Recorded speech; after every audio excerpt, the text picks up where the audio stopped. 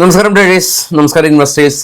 ഇന്ന് വല്ലാത്ത തരത്തിലുള്ളൊരു മാർക്കറ്റായിരുന്നു zigzag market. ഇന്ന് എല്ലാ ആളുകളുടെയും സ്റ്റോപ്പ് ലോസുകളെല്ലാം തന്നെ ഹിറ്റ് ആകാൻ സാധ്യതയുള്ള ഒരു ക്രൂഷ്യൽ ട്രിക്കി മാർക്കറ്റാണ് ഇന്ന് ഉണ്ടായിരുന്നത്.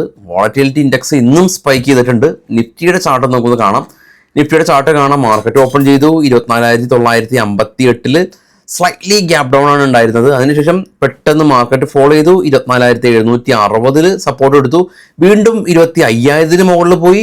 വീണ്ടും മാർക്കറ്റ് ഇന്നത്തെ ലോ വീണ്ടും ബ്രേക്ക് ചെയ്തു. അപ്പോൾ എത്ര തവണയാണ് മാർക്കറ്റ് ഒരു തവണ ലോ ക്രിയേറ്റ് ചെയ്തത്, വീണ്ടും അത് റീടെസ്റ്റ് ചെയ്തു. ഇന്നത്തെ ഓപ്പണിംഗ് റേഞ്ച് മറികടന്ന് പോയി ഒരു ഡേ ഹൈയും ക്രിയേറ്റ് ചെയ്തു. അങ്ങനെ ഒരു വളരെ ട്രിക്കി ആയിട്ടുള്ള മാർക്കറ്റ്.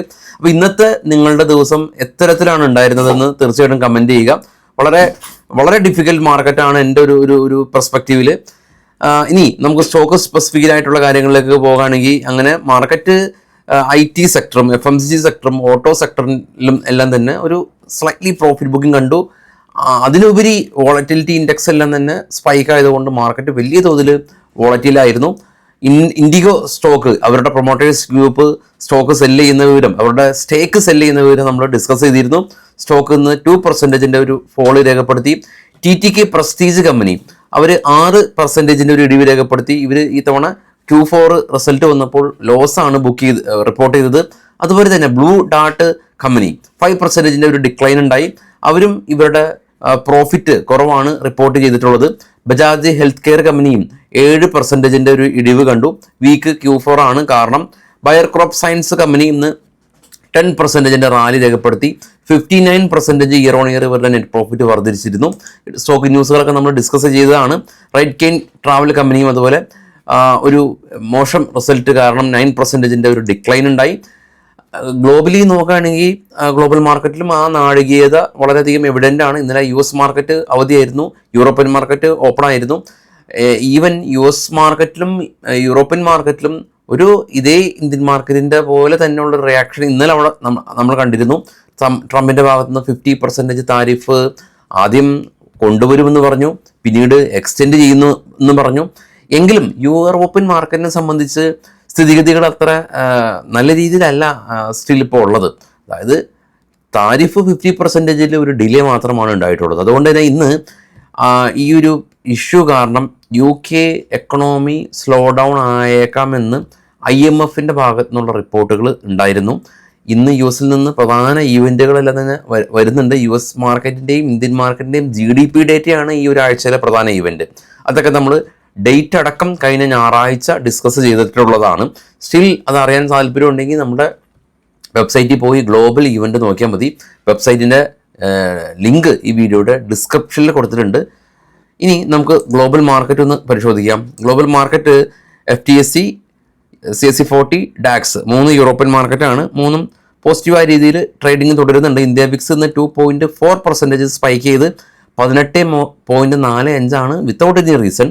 ഡോ ഫ്യൂച്ചർ പോസിറ്റീവാണ്. നിക്കി ജപ്പാൻ മാർക്കറ്റ് പോസിറ്റീവാണ് ക്ലോസ് ചെയ്തത്. കോസ്പിയും ചൈനയും നെഗറ്റീവിൽ ക്ലോസ് ചെയ്തു. ഓസ്ട്രേലിയ പോസിറ്റീവിൽ ക്ലോസ് ചെയ്തു. ഗോൾഡ് $48 ഇടിഞ്ഞു per ഔൺസിന്. $3,293 per ounce.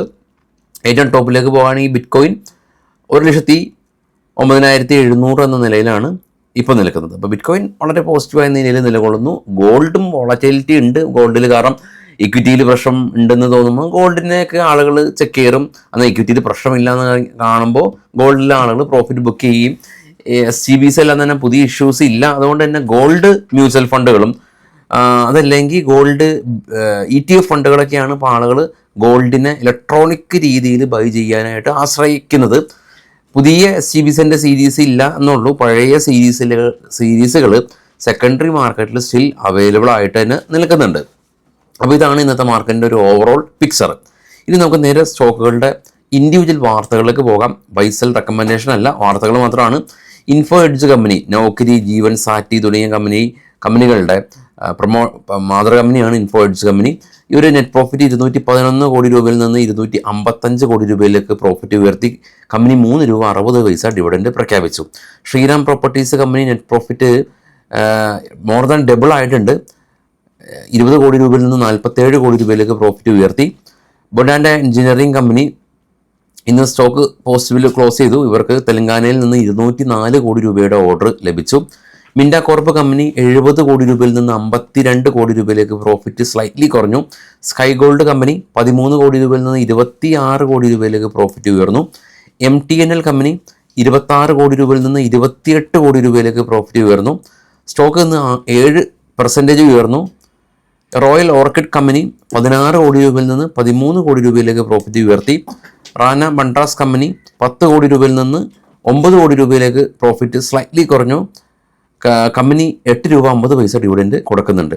Gujarat fluoro chemical company 101 കോടി രൂപയിൽ നിന്ന് 190 കോടി രൂപയിലേക്ക് പ്രോഫിറ്റ് ഉയർത്തി.